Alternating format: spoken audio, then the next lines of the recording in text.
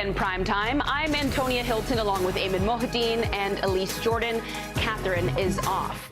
We're going to begin tonight with breaking news. We're following the latest developments in the Middle East in the fight to end the war with Iran. Just moments ago, Trump posted on Truth Social, the deal with the Islamic Republic of Iran is now complete. Congratulations to all. I hereby fully authorize the toll-free opening of the Strait of Hormuz and simultaneously herewith authorize the immediate removal of the United States naval blockade. Ships of the world, start your engines, let the oil flow.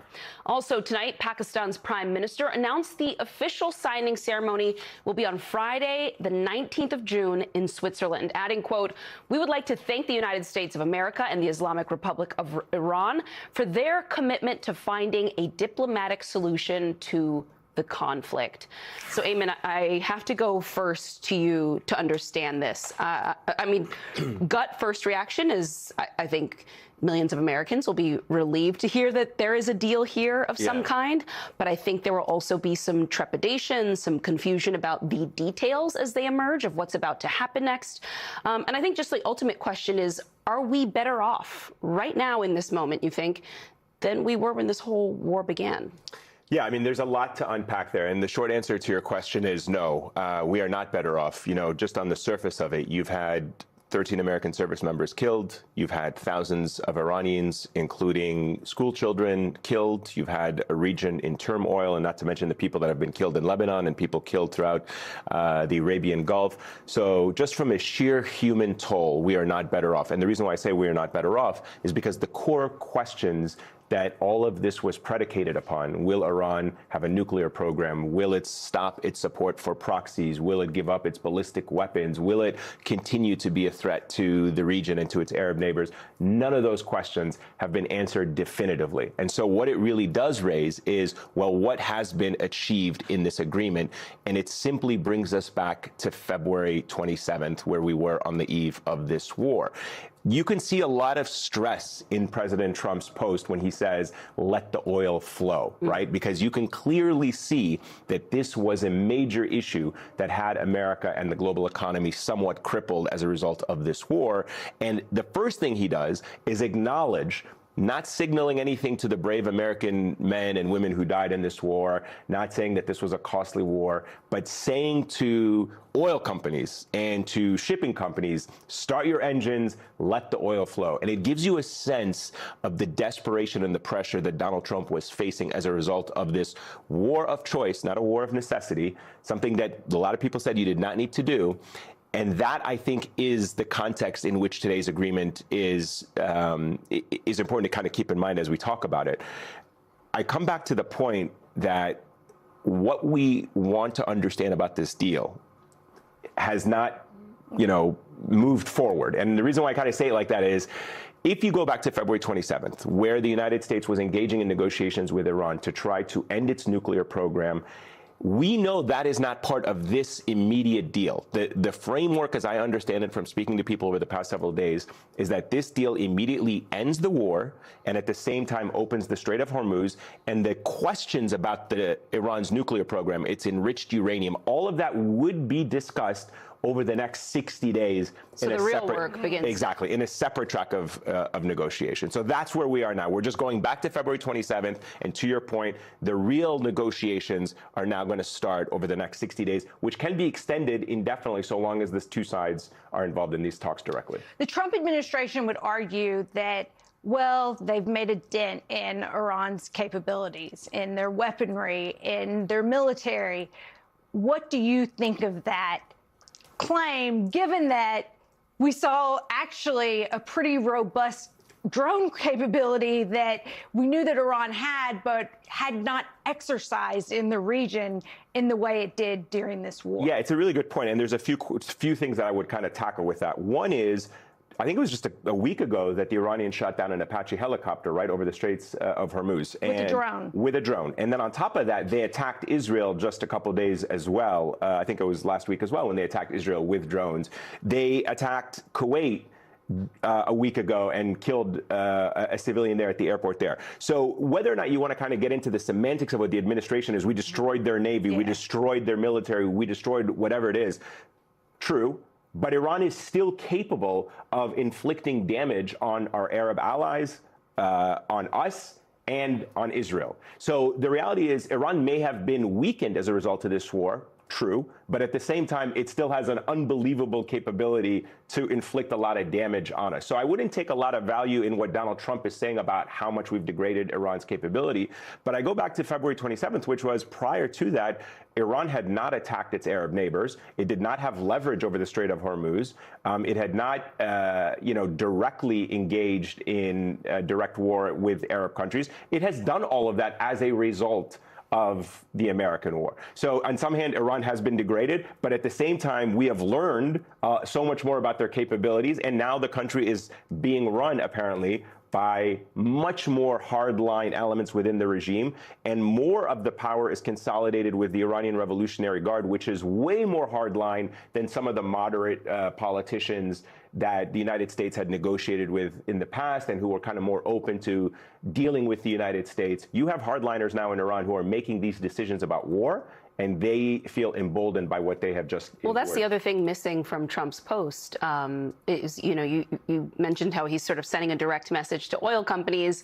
He obviously wants to fix the economic woes that we're all living with. But where did the whole message around like freedom, democracy, and the protests go? There is no message there to the Iranian people living in Iran under this regime that you just mentioned. And the attempt to build a lot of support for what started in February, it hinged on a lot of that. And I know that analysts were warning, they're never going to do it. They're never going to do it. This regime change operation is not real. It's a cover for something else. So I'm not saying that I'm surprised, but I do think it is sort of sad because we had, Iranians on our air who had high hopes of things changing. In announcing the war, he teased that he encouraged the protesters, the Iranians yes, to rise he up. did. The Israelis did as well. Yeah. There was a whole global sort of drumbeat around this. But now it's not even like, oh, we're sorry and we're going to bring that back to the table in some form. It just seems like the question of like human rights in Iran, that doesn't really matter to what happens next. I cannot emphasize this enough as somebody who's covered the Middle East multiple decades. The United States may pay lip service to democracy and human rights and freedom in the Middle East, but its actions do not support that rhetoric. And I think this is just the latest example of that particular approach. Donald Trump promised democracy and freedom to the Iranian people. He signaled regime change. He told them it's time to claim your country. The Israeli prime minister did the same exact thing, only to see that the United States government, and to be specific, this Trump administration, I would go so far as saying betraying the aspirations and the hopes of the Iranian people who risked their lives back in January and for the past several years in rising up. You got the Women Life Freedom Movement, the Green Movement before that, many movements within Iran who have aspired for democratic reform in that country, who are hinging their hopes on the U.S. in doing something, failing to follow through with it this time around as well. So. All right. Well, we're next going to bring in Congressman Adam Smith. He's the ranking member of the Armed Services Committee. Congressman, it's good to have you back on the show. We're just going to invite you into the conversation that we were just having there. I hope you were able to hear some of it. But how do you view the current state of play, given what you may know about the deal announced tonight? Do you think that we are better off on a single metric? Are we better today, safer today, than we were back in February?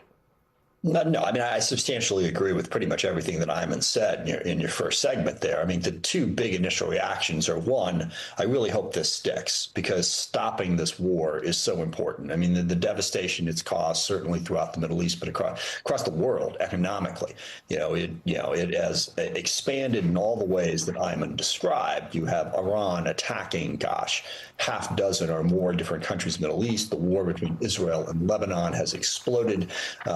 Israel's actions in the West Bank continue apace. We have a lot of violence and conflict. If this can be a step towards calming that down and moving us towards peace, then I'm very excited about it. But second, it makes it very clear that this war was just a colossal mistake. No, we are not any better off. I think Ayman summed it up quite well. I mean, the Strait of Hormuz wasn't on the table. The Arab neighbors had not been attacked by Iran. Now they have. And basically, we're sort of back where we were when we started. No clear nuclear deal. And all we've done is reopened a strait that, well, sorry, we haven't done this yet. If this plays out, which is still an open question, even if it plays out, all we've done is reopen a strait that was open in the first place. So, and I want to get at one quick thing. The core problem here with Netanyahu and Trump is they seem to think that they can vanquish all of their enemies, that whatever conflict they face, if they simply apply enough force, they will break Hezbollah, they will break Hamas, they will break Iran, and then we'll get everything we want.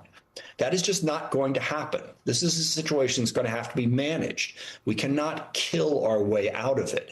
And I still don't fundamentally think that either President Trump or Prime Minister Netanyahu understand that. We have to find partners for peace, not just enemies that we want to kill.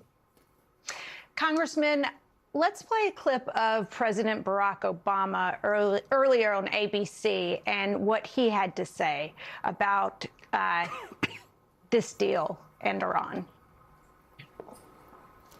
It is doubtful that any agreement that arises is going to be significantly different or a significant improvement from the deal that we had. I'm hopeful that bombing stops and ordinary people are no longer suffering as a consequence of the war.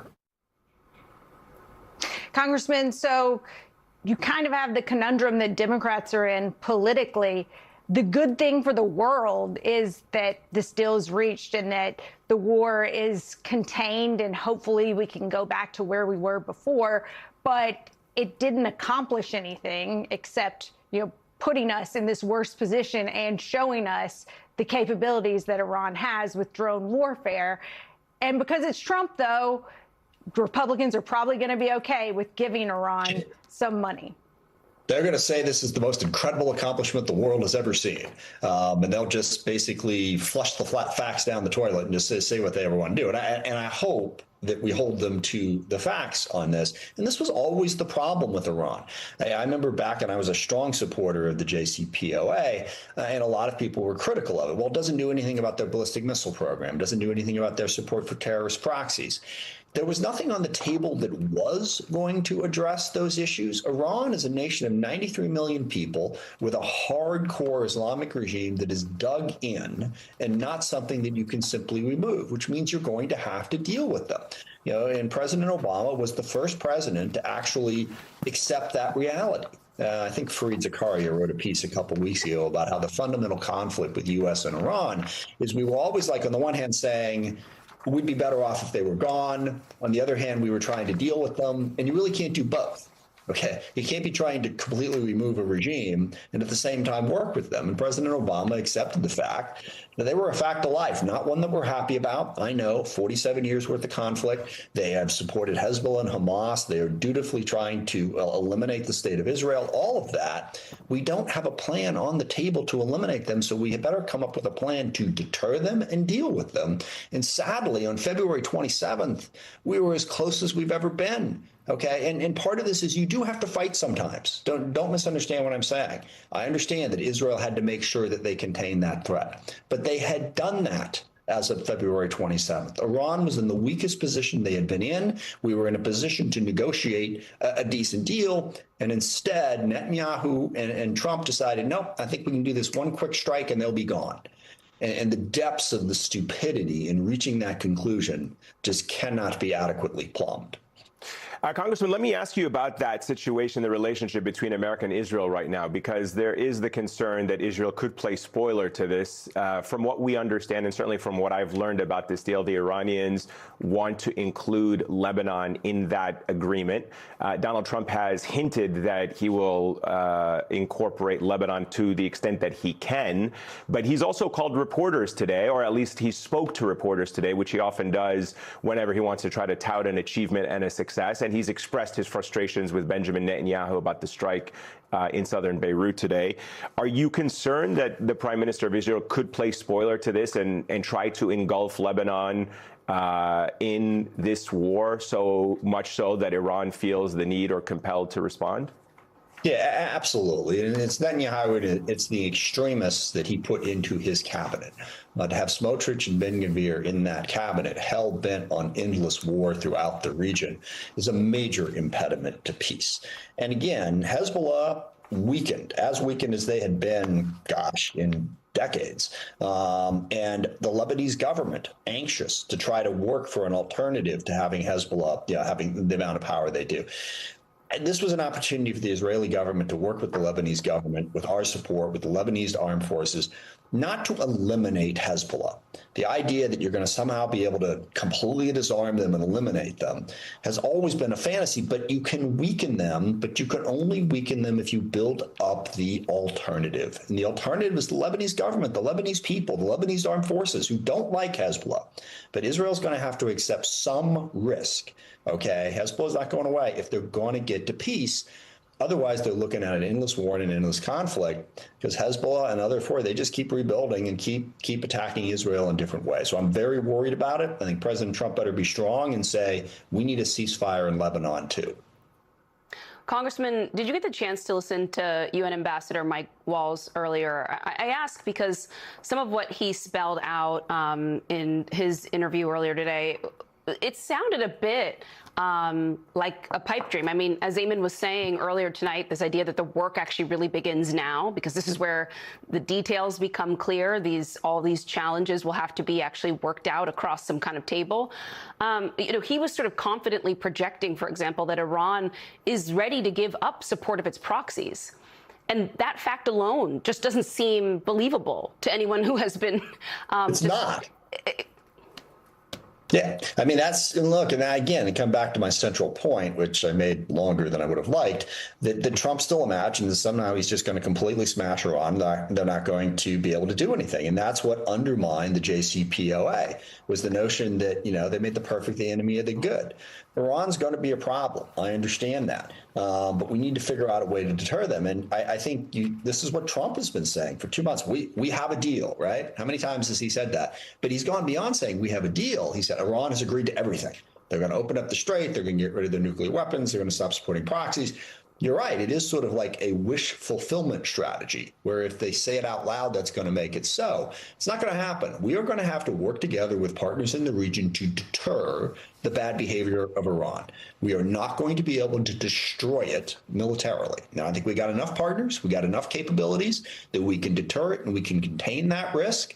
But as long as Mike Walls and others continue to fantasize that somehow we're going to apply enough force to eliminate the Iranian threat, this peace agreement is going to be on very fragile ground. Yeah, and to your point, Congressman, the oil Brent prices, future prices, seem to be reacting to the news coming out of Iran. They're down almost 4% to $81 per barrel, which I guess is a big sign that the markets are welcoming the news coming out of the region this evening. Congressman Adam Smith, it's always a pleasure to have you on. So thank you so much, sir, for joining us. We're going to squeeze in a quick break. When we come back, we're going to continue more with our breaking news coverage out of Iran. You are watching the Weekend Primetime on MS Now. We are back with more breaking news coming out of the Middle East this evening. President Trump posting on Truth Social that a deal with Iran has been reached. We are still, of course, waiting for more information about the terms of that deal, and Iran is expected to release a statement shortly. Here's Vice President J.D. Vance on the deal just moments ago. This is the immediate opening of the Straits of Hormuz and, of course, the lifting of the naval blockade that we've had on Iran along with it. The number two thing that it means is that Iran will never have a nuclear weapon, and not just pursue a nuclear weapon, but procure or try to buy a nuclear weapon as well. That's built into this agreement. And then the third thing is, and this only happens, to be clear, if Iran delivers on their promise. And so there's an approach here where we verify and where there are real benefits so long as Iran meets their end of the obligation. But if the Iranians comply with this deal, it is going to fundamentally transform the Middle East for the next 50 years. It's going to end the war. It's going to make the Middle East more investable. Joining us now is MS Now reporter Julia Jester. Julia, it's good to have you on the show. So a very busy day today in the White House for a lot of different reasons, not just the negotiations in Iran, but you've got the UFC fight coming up, and then the president heads to the world stage where he'll be traveling to Switzerland, participating in G7, and apparently, according to the Pakistani prime minister, by the end of the week, signing this deal with Iran. What are you hearing from your sources at this hour about how this plays out, what the deal entails, and where we go forward from here? Well, as you mentioned, Friday appears to be the big day. J.D. Vance, the vice president, signaling that he would be present for it. Unsure if POTUS will attend as well, but the Pakistanis tagged the negotiators in the announcement of this deal, include Witkoff and Kushner, and it has been a long time coming, and we have not seen the text of this agreement. Reminder, this is an agreement, a memorandum of understanding, as the administration characterized it, that would then lead to multiple days, weeks of technical talks to work out the finer details. But in the announcement, it's notable that it said the permanent cessation of hostilities in the Middle East, including Lebanon. So that would include the Israeli-Lebanon front that has been a thorn in the side of these Iran peace negotiations.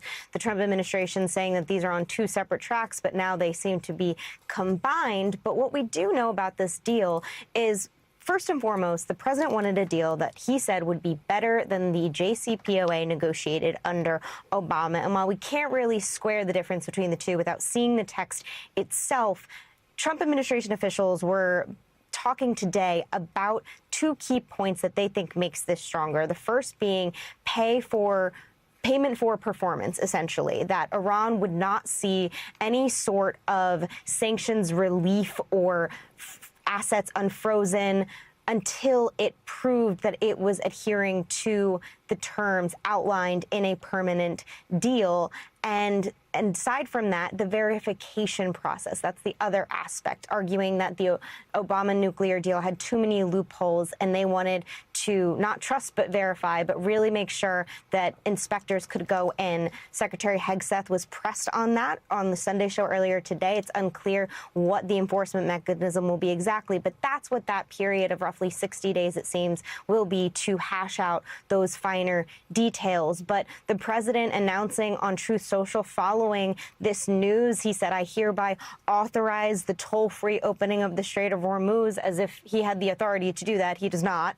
The Iranians have been the ones that have been holding the strait hostage. But the president said once that happens, the blockade will be lifted. And he told oil tankers to start your engines, but they might have to slow their roll a bit because a demining process has to occur before ships can really, truly safely transit through the strait. We know Iran has been laying mines. We know that there has been an international coalition led by the UK, by France, to really bring countries together to help with the facilitation of traffic through the Strait of Hormuz. And the reason that hadn't started is they were waiting for this exact moment, the cessation of hostilities permanently. No ceasefire that turned out to be a less fire, where there's still exchange of attacks and defensive strikes, as the U.S. has been doing for the past several days. We've seen a lot of back and forth.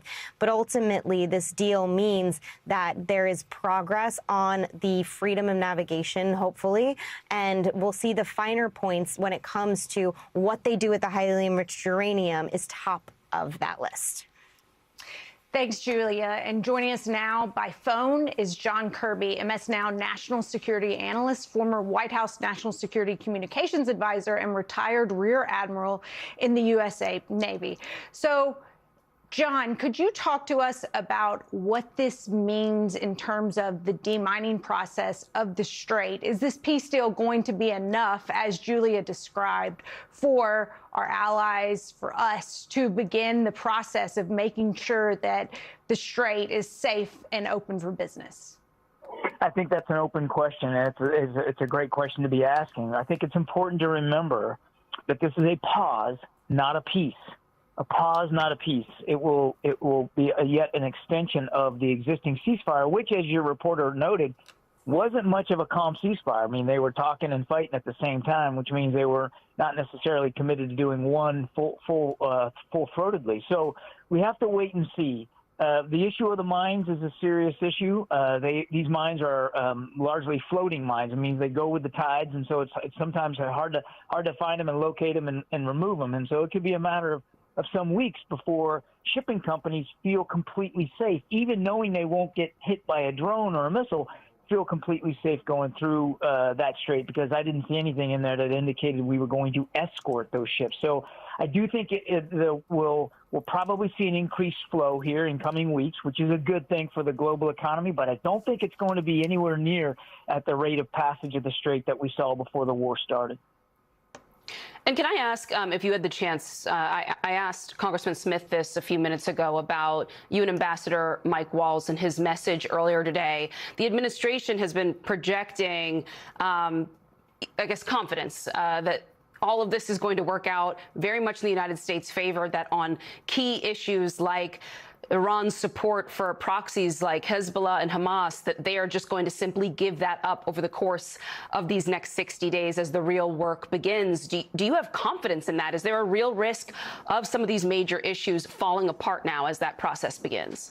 I think that's always a risk, yeah. When you're negotiating with the Iranians, that's always a risk. I mean, look, the regime, which is still in place and actually more autocratic and more ideological than they were before and more aggressive, they want survival. They want to stay in power, and they're not going to give anything up, certainly not easily or quickly, that's going to threaten their hold on that power. One of the things they see as key to their power and their desire for hegemony in the region is these proxy groups.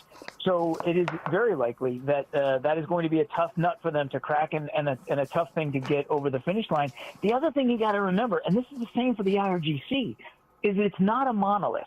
These proxies, yes, they rely on Iranian support and weapons and funding and, of course, training. But they also operate sort of semi-independently, and they don't always do everything Tehran wants them to do. So even if the regime were to agree, and I don't think that they will readily agree, but let's just say they did, I don't think they have perfect control over these proxies and what they do. So it's potentially still a very dangerous situation. So let me pick up on that point, John, if I can, and ask you on the other side of that coin, it's what Israel also does. You probably saw me ask Congressman Adam Smith about Israel being the spoiler here, as it has demonstrated in the past. It has the capabilities to strike Iran, to strike in Lebanon. And obviously, we know that the Prime Minister of Israel has expressed both openly and privately his disdain for any kind of negotiations with the Iranians, any kind of deal, anything short of regime change, he wouldn't be happy with. How concerned are you, how concerned should we be that the Israelis do not abide by this agreement, that the United States, this administration, does not exercise any leverage over Israel to try to get them to comply with an agreement bilaterally with Iran? Man, you brought up a really key issue, and I hope it's a key issue that people are talking about and thinking about in the days and weeks ahead. Because Israel is our only ally in this war, the only other country actively participating in it, and they have their own national security interests to look after. A nuclear Iran is a national security threat to the United States. To the Israelis, it's an existential threat. And their support for Hezbollah and the fighting that Hezbollah continues to be capable of, that also represents an existential threat to the people of Israel, certainly to the people that live in the north. And that's why you hear Prime Minister Netanyahu not be a full-throated supporter of a peace deal with Iran, because in his mind, the war's not over until the regime is toppled and they have absolutely zero capacity and ability to produce a nuclear weapon. And we are a long way from that.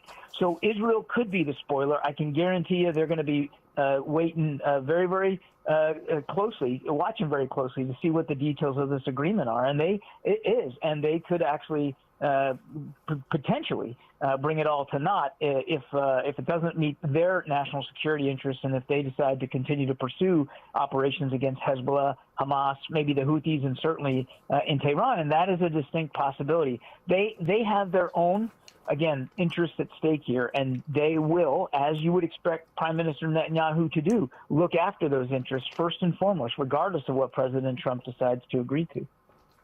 John, we do have a new President Trump Truth Social. on the opening of the strait. And here's what he says. He says, this great deal will bring peace and security to the whole region. Many presidents have tried to make peace with Iran, and all have failed before me. The leaders of the region have, for the first time, found a president who can help them achieve real peace. With the opening of the strait upon the signing of the deal on Friday for purposes of mine removal, oil will flow on both ends again for the region and the world, ! President Donald J. Trump. What's your reaction to that True Social? Well, look, we all should want President Trump to be successful here in securing our national interest in the region. That's of course beyond question. But I would tell you, just from my limited understanding, we don't have the deal, we can't see the details of it. But from my limited understanding of where we were going, this is a pause, not a peace. And so to characterize this as a peace is disingenuous and probably not fully truthful with the American people. This is not an end to the war specifically. It's an agreement to extend the ceasefire, which was shaky to begin with, for yet another 2 months while they begin to negotiate. It's not an end right now today. Today's the beginning, a new beginning of a set of discussions and negotiations and hopefully actions by both sides to instill confidence in the other that we can actually get to a peace. And again, I hope we do. And I hope the president's comments prove true. But at this point, I think it's way too soon for us to be doing touchdown dances and spiking the football and telling everybody it's over and we've done something nobody's ever done before when there's no trust on either side here and there's an awful lot of unanswered questions. John, let me get your thoughts on the Iranian people today. One of the points that we talked about earlier on the show was the hope that many Iranians had for a new chapter in the regime in Iran. But as we've seen as a result of this war, it is a more hardline regime now. It is more consolidated in the hands of the Revolutionary Guard. And it seems that from what we know so far about the new supreme leader, the young